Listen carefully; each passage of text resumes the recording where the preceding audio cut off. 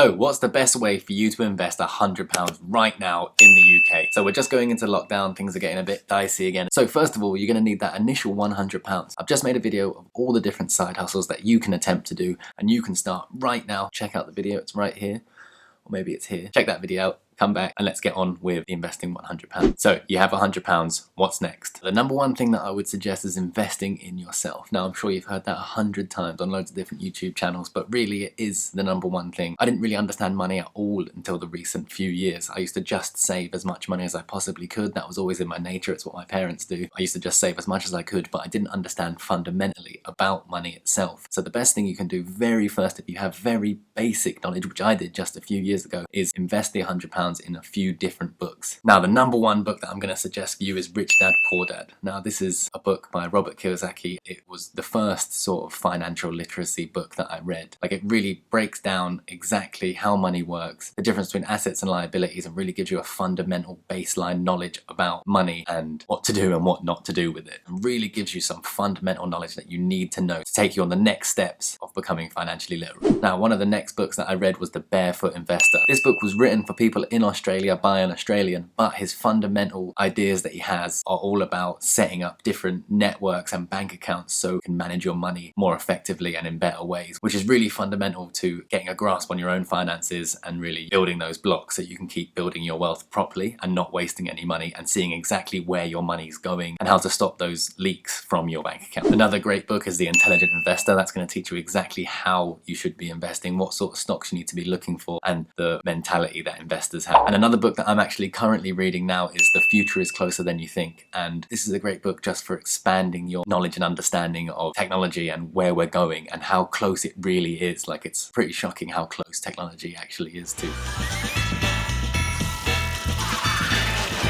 So you've already read these books. The next thing that I would suggest, doing online courses. You can get these courses on Udemy, they're super cheap on there, or even just YouTube, you can follow courses on there. You'll be able to find courses on investing, property investing, real estate investing, courses on how to build your own businesses, how to start an online business, let's say eBay or Amazon, or setting up your own Shopify store, which we're going to be talking about later. But you can follow these courses and you can really learn quite fast how you can set up businesses and ways to make money right there on your computer. So most of these courses cost between £5 and £15. So definitely have a look at that. So you probably found this video because you're actually looking to invest in stocks or crypto or something like that. You want to actually have some hands-on investments and you want to learn exactly how to do that. So to start with, we're going to talk about the different styles of investors, and you're going to have to decide which type of investor you want to be, or maybe you're a mix of a couple, which I actually am myself. So first off, you got the day traders. These are people who do dozens of trades per day. They buy it and then they sell it within one day, and they do this multiple times per day. Next you have a swing trader, which is very similar to a day trade, but they just take a little bit more time. They swing between positions, so they might take up a position on a Monday and sell it on a Friday, because they just swing between trades. They don't hold on to the trades for a long time. And then that brings us on to long-term investors, which are people who find companies that they really appreciate and then they invest in those companies and they plan to hold them for the long haul. We're talking 10, 20, 30 years. Now that's the main type of investor that I am, but I also tend to do some swings where I see that something might happen. There might be a catalyst in the market and I think, oh, this is definitely going to be going up in the short term. I put a bit of money in there, and if it does go 20, 30, 40% up in a matter of days, then I'm going to sell that position because I don't feel like that's a safe place to be storing money. But companies like Apple, Facebook, Microsoft, stuff like that are value stocks, and they're going to, in my opinion, keep going up in the long term. They may very well have some downtrends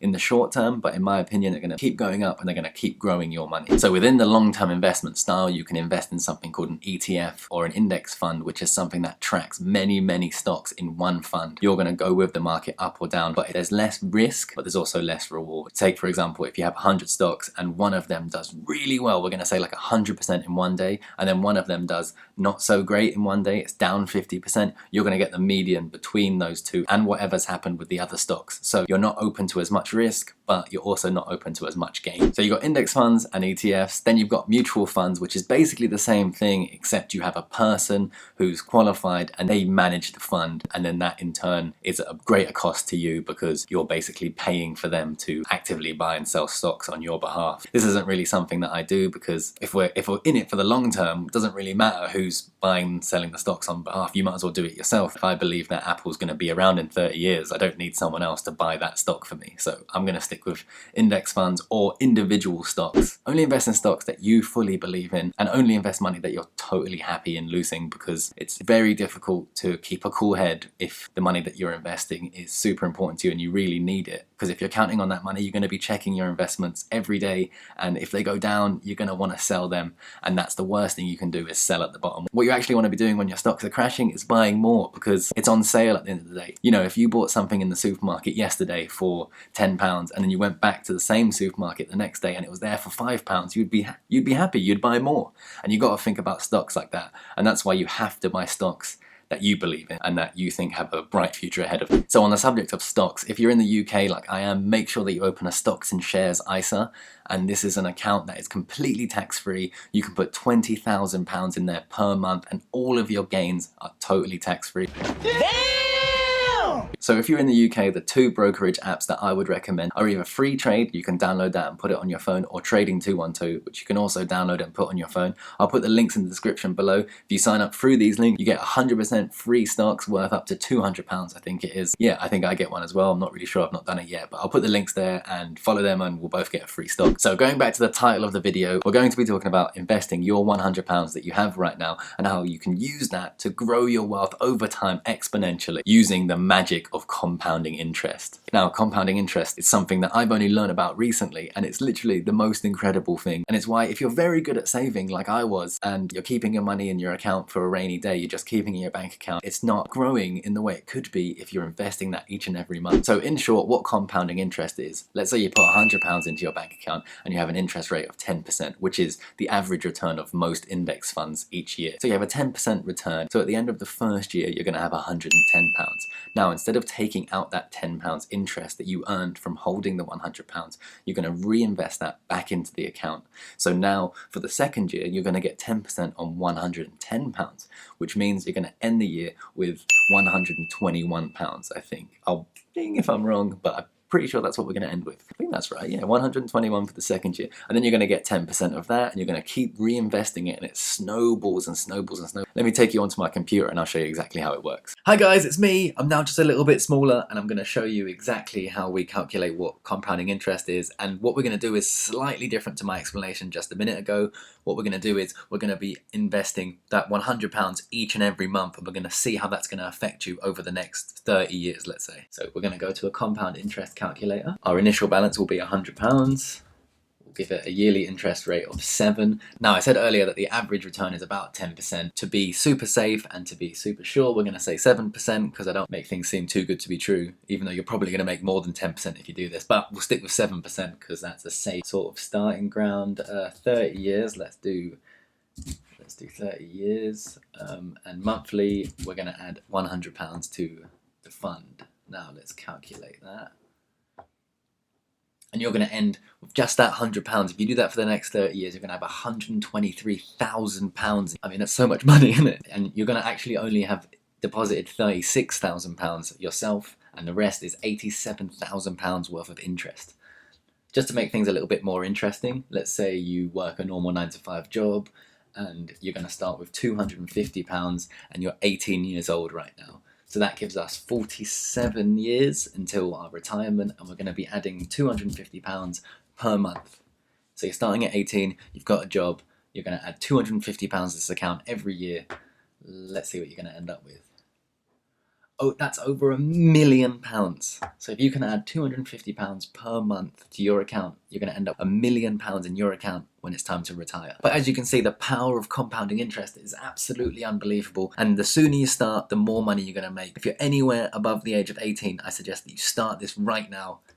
And yeah, let me go back to large size. So this all seems a little bit too good to be true, and it's actually not. It's totally a thing that millions of people use to grow their wealth to massive amounts. But you do have to be prepared for the risks, and the risks are, like, if the entire economy crashes to nothing and what we consider money and how money works completely crashes, then yes, you are going to lose all your money. But what's most likely going to happen in the time that you are investing is that it's going to crash 40%, 20%, 10%. This is going to keep repeating itself. And what you have to do is you have to believe in the research that you've done yourself, because the worst thing you can do is sell your money. Basically, what happens happens is once you sell, it's sold, it's done, you've made the loss. But if you haven't sold, you haven't made the loss yet. Because if you think about investing as you're not investing in the price of the stock of the company, you're just investing in the company. So if the stock price goes down, you're still invested in that company. What you should do is you should add to that company. And that's how massive amounts of money has been made in the stock market. That's how I made quite a lot of money in the most recent crash we had in March, where the market actually crashed 40%. And I saw that as an opportunity. I couldn't believe how cheap some of these stocks were. Facebook, Apple, Tesla was so cheap back then. I put in what I considered a lot of money, but it actually wasn't in the long haul. I actually ended up making about 90% of my money in just a few months, which is crazy. That's crazy returns. That's definitely not the average thing. You got to be prepared to weather that storm for the long haul, and that's how you're going to make a lot of money in the long run. So this is all well and good if you have £100 coming in every month, or you have £250 or £500 or £1,000 or whatever it is coming in each and every month that you can put aside and you can invest in.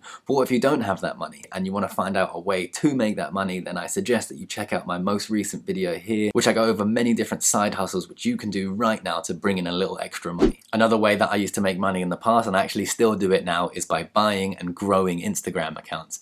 Now you can do this for totally free. You can start your own Instagram account and grow it and then sell it. You can see my video here which I describe how exactly you do that. Or you can buy an Instagram account. You can see that, boom, here, which is something that's pretty much unknown in the world unless you're in that world. You can buy an Instagram account, you can grow it over a couple of months, and you can actually sell it for a lot more money than you paid for it. I actually bought one about a year ago for, I think it was around $200, and it had 15,000 followers, and I've grown it to over 100,000 followers, and I've had offers on that account exceeding $2,000.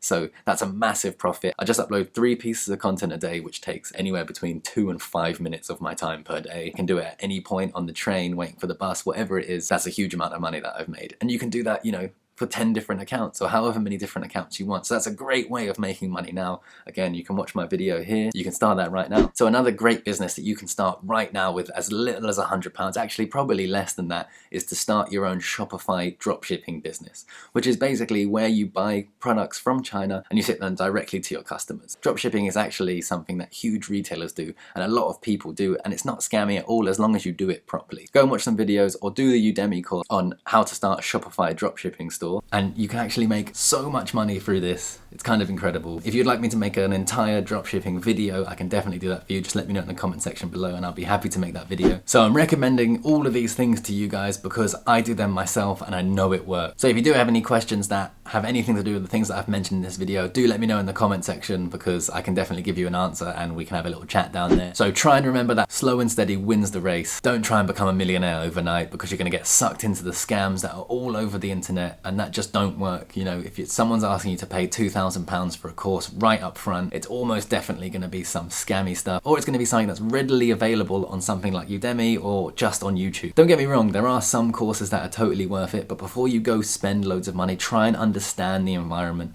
and try and understand what it is exactly that you're trying to learn and see if there's ways that you can learn it without spending that amount of money. The worst thing you can do right now when you don't have a lot of it is just chucking it at something and just expecting it to make you a millionaire overnight. That's just not how it works. And there's a lot of people who want you to believe that's how it works so they can take your money. So that's the end of the video. I hope you guys enjoyed it. If you did, please consider smashing that subscribe button. It'd mean the world to me. And if you did subscribe, I'll see you in the next video.